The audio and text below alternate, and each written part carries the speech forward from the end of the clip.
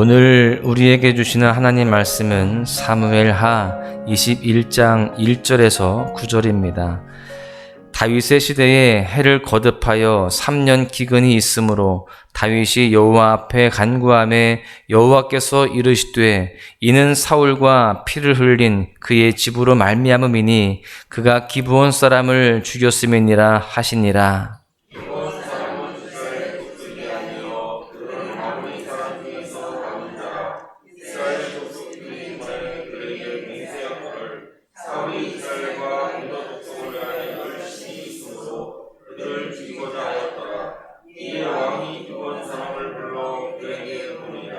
다윗이 그들에게 묻되 내가 너희를 위하여 어떻게 하랴? 내가 어떻게 속죄하여야 너희가 여호와의 기업을 위하여 복을 빌겠느냐 하니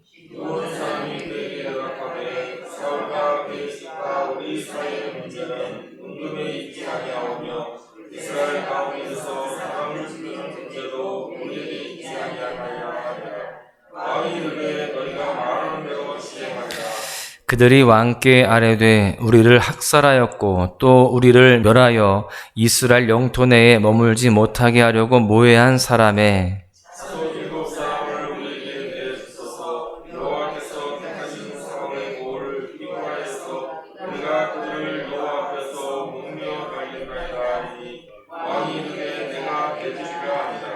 그러나 다윗과 사울의 아들 요나단 사이에 서로 여호와를 두고 맹세한 것이 있으므로 왕이 사울의 손자 요나단의 아들 무비보셋은 아끼고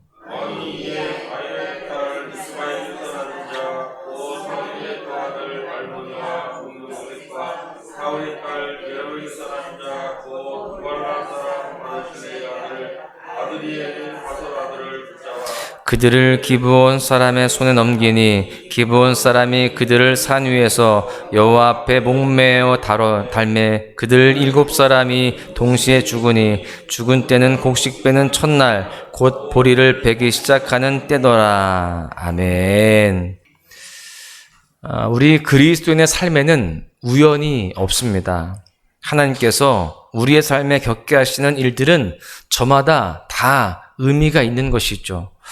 모든 것이 하나님의 섭리 안에 있다라는 것입니다. 물론 모든 상황을 무리하게 꿰어 맞추는 것은 조금은 조심스러운 시도이지만 사건을 통해서 하나님의 뜻을 묻는 것은 그래도 건강한 방향이다라고 할 수 있습니다. 사실 시공간의 제약 안에 거하는 우리가 하나님을 인식할 수 있는 방법은 사건을 통해서입니다. 하나님은 사건을 통해서 우리의 삶에 접점을 마련하시기 때문입니다. 그래서 우리는 이러한 하나님의 방법을 인정하고 우리의 삶에 사건을 통해서 찾아오시는 하나님께 기도하며 묻는 그런 습관을 갖는 것이 참으로 중요합니다. 오늘 본문의 다윗을 보십시오. 그는 묻는 기도자였습니다. 그리고 다윗의 훌륭한 점은 하나님이 주신 응답의 말씀을 적극적으로 적용하는 삶을 살아갔다라고 하는 것입니다. 그렇습니다. 다윗은 묻고 아뢰는 것으로 끝내지 않았습니다. 하나님의 응답을 구했어요. 그리고 그 말씀을 적극적으로 삶에서 적용하고 실천하는 삶을 살아갔습니다. 다윗의 이러한 태도가 있었기 때문에 다윗의 삶에 하나님의 역사가 그토록 많이 일어날 수 있었던 것입니다. 그렇다면 여러분, 오늘을 살아가는 우리의 삶은 어떻습니까? 하나님의 역사 현장 속에 있습니까? 하나님께 묻고 하나님께 듣고 하나님의 말씀을 적용하고 있으십니까? 하나님의 그 말씀대로 순종함으로 인하여서 하나님을 더 깊이 경험하고 있느냐라고 하는 것이죠. 이 시간 우리의 영적 현주소를 더욱더 건강하게 점검해보고 주님 앞에 더욱더 온전하게 살아가는 그런 귀한 삶이 되어야 할 줄로 믿습니다. 이 시간 바라기는 오늘 다윗의 모습을 통해서 우리에게 주시는 하나님의 음성을 들을 수 있기를 간절히 소망하는데요. 내 삶 속에서 일어나고 있는 사건을 신중하게 대하고 하나님께 물으며 그 말씀을 적극적으로 적용했던 다윗을 본받을 수 있기를 바랍니다.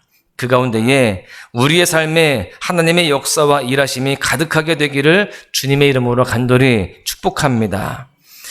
오늘 말씀을 통해서 깨달을 수 있는 첫 번째 교훈은요, 사건에 민감하라라고 하는 것입니다. 오늘 본문에 보니까 다윗의 통치 기간 3년 동안에 기근이 있었음을 언급합니다. 그런데 다윗은 그 3년의 긴 기근을 단순한 자연현상으로 보지 않았어요. 그 사건 속에서 하나님께 묻습니다. 하나님의 뜻 가운데에 그 모든 어려움들을 처리하려고 했던 것이죠. 그래서 하나님 앞에 간구하는데요. 하나님께서 말씀하여 주십니다. 하나님은 사울의 집안이 기브온 사람을 죽였던 피로 말미암아 찾아온 저주다라고 알려주세요. 그래서 다윗은 기브온 사람들을 부릅니다. 그리고 그들의 원한을 듣습니다. 그리고 무엇을 원하는지 요구를 적극적으로 수용합니다. 사실 이스라엘의 종에 불과했던 기브온 사람들에게는 파격적인 조치라고 볼 수 있습니다. 그들은 원래 가나안 거주민이었습니다. 그런데 우리가 이미 잘 알다시피 그들이 이제 이스라엘 사람들에게 속해야 우리가 살 수 있겠구나 해서 그들이 이스라엘 사람들을 속이죠. 여호수아 시대 때 일입니다. 그래서 그들이 이스라엘 사람들과 언약을 맺죠. 우리가 당신들의 종이 되겠습니다. 그 이후에 이들은 이스라엘의 종의 삶을 살게 되었는데 그 종에게 파격적인 조치라고 할 수 있는데 여러분 다윗은 하나님의 말씀에 온전히 순종함으로 이렇게 정말 과감한 조치를 행했던 것입니다. 하나님은 우리에게 말씀하시는 하나님이십니다. 그래서 우리는 영적 민감성을 가지고 사건을 대해야 되는 것입니다. 왜 이런 일이 생겼을까? 하나님은 어떻게 반응하기를 원하실까? 하나님은 이 사건을 통해서 어떤 목적을 갖고 계실까? 이렇게 우리는 그 사건을 통해서 민감하게 반응하고 하나님의 뜻을 구할 수가 있어야 되는 것입니다. 여기에서 우리의 경건한 삶이 출발하게 되기 때문에 그렇습니다. 여러분, 지금 여러분은 어떤 사건의 중심에 놓여 있습니까? 어떤 상황 속에 지금 있으십니까? 우리는 어떤 사건에 있든지 하나님의 말씀을 민감하게 우리가 듣고 또 그 가운데에 순종해야 할 줄로 믿습니다. 우리에게 주시는 의미가 무엇인지, 하나님은 우리를 통해서 어떤 일을 이루어 가기를 원하시는지 그 뜻에 주목해야 된다라고 하는 것입니다. 여러분, 이 시간 바라기는 우리의 삶이 하나님이 배제된 삶이 아니라 하나님의 뜻에 민감하게 깨어 있으므로 하나님과 동행하는 경건한 삶을 살아가야 할 줄로 믿습니다. 두 번째는요, 공의와 신의로 행해야 한다라고 하는 것입니다. 우리가 사건에 민감하게 반응하여서 하나님께 묻고 하나님의 뜻을 구했다면 이제 그 하나님의 뜻을 공의와 신의로 행해야 된다라는 것입니다. 다윗은 기브온 사람들을 불러서 사건의 연유를 묻습니다. 기브온 사람들은 자신들의 원한을 해결하는 것이 은금에 있지 않다. 물질로 되는 게 아니라는 겁니다. 기브온을 학살하고 그 영토에 머물지 못하게 한 사울의 자손 7을 내어달라 요청합니다.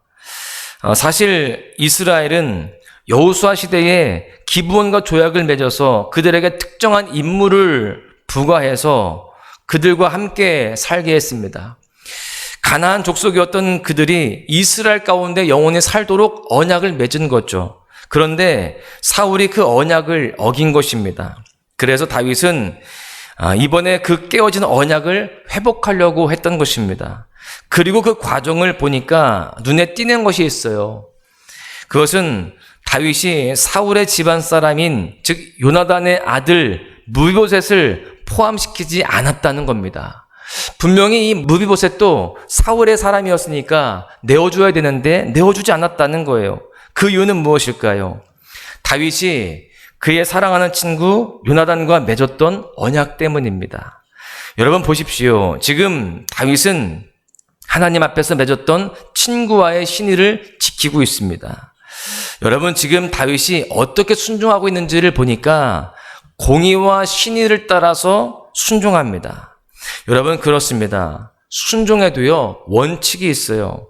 순종이라고 해서 모두 다 같은 모양으로 순종하는 것은 아닙니다. 순종에도 지혜가 필요합니다. 오늘 본문의 다윗은 하나님의 공의를 행하면서도 사람과의 신의를 어기지 않는 그러한 모습을 보여주고 있습니다. 이것이 다윗이 가진 순종의 지혜였습니다. 오늘 우리의 삶에도 이런 문제들이 찾아옵니다. 하나님은 우리의 삶이 회복의 도구가 되기를 원하세요. 공의가 사라진 곳, 원한을 풀지 못해 신음하는 사람, 보호와 도움이 필요한 사람들을 구원하시기를 원하십니다. 그래서 우리의 삶은 공의와 신의를 통해서 사람을 구원하고 치유하며 회복하는 그런 사역이 되어야 됩니다. 순종이라고 해서 어떤 사람들에게 상처를 더욱 주고 다른 사람들에게 피해를 주는 모습이 아니라 순종함을 통하여서 다른 사람들에게 오히려 선을 끼치고 또 회복을 시키는 구원하는 그러한 일들이 일어나게 되어야 된다라고 하는 것입니다.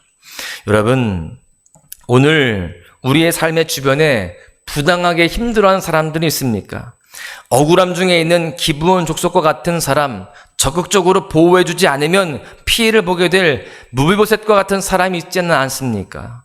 우리는 공의와 신의를 가진 사람이 되어서 우리 주변의 아픔과 상처 속에 있는 사람들을 돕고 회복해야 하는 일을 감당해야 할 줄로 믿습니다. 순종이라고 하는 그런 명분으로 다른 사람들에게 상처를 주고 아픔을 주는 것이 아니라 또 어려움을 주는 것이 아니라 오히려 우리가 순종을 통하여서 사람들을 살리고 회복시키며 다른 사람들에게 선한 영향을 끼치는 그런 모습이 되어야 된다라고 하는 것이죠. 그것이 바로 하나님이 원하시는 순종이며 또한 그것이 하나님을 기쁘시게 하는 삶의 모습이 되는 줄로 믿습니다. 여러분, 우리는 어려운 사람들, 하나님을 향한 순종을 통하여서 어려운 사람들을 회복시키며 오히려 그들에게 하나님의 뜻을 증거할 수 있는 삶이 되어야 할 줄로 믿습니다. 그렇게 기도하며 섬기는 삶으로 아름다운 열매를 맺어야 할 줄로 믿습니다. 여러분, 우리는 이렇게 우리의 삶이 선한 사역을 이루어가는 복된 도구가 될 수 있도록 더욱 힘써야 할 줄로 믿습니다. 결론의 말씀을 드립니다. 우리는 삶을 살아가면서 많은 일들을 만나고 다양한 사건들을 마주하게 됩니다. 이러한 삶의 상황 속에서 우리는 하나님의 마음을 알고자 하나님의 뜻을 분별하고자 민감하게 반응해야 되는 겁니다. 이 사건 속에서 하나님이 무엇을 말씀하시려고 하시는 것일까? 이 사건을 통해서 내가 어떻게 하기를 원하시는가? 우리가 기도하면서 하나님께 다윗처럼 묻고 민감하게 반응하면서 모든 상황 속에서 하나님이 배제되지 않도록 하나님과 동행하는 삶을 살아가야 할 줄로 믿습니다. 또한 하나님의 뜻 가운데에 우리는 우리의 기도와 도움이 필요한 사람들을 공의와 신의로 섬길 수 있어야 합니다. 순종할 때 지혜를 발휘하여서 하나님을 기쁘시게 할 뿐만이 아니라 사람들에게도 선한 영향력을 끼쳐야 된다라고 하는 것이죠. 바라기는 오늘 하루를 살아갈 때에도요, 모든 사건과 상황 속에서 말씀을 적극적으로 적용하는 하루, 그 가운데에 누군가를 위로하고 회복시키는 선한 도구로 쓰임받는 복된 날이 되시기를 주님의 이름으로 간절히 축원합니다. 주 선한 능력으로 안으시네 그 크신 팔로 날 붙드시네 절망 속에도 흔들리지 않고 살아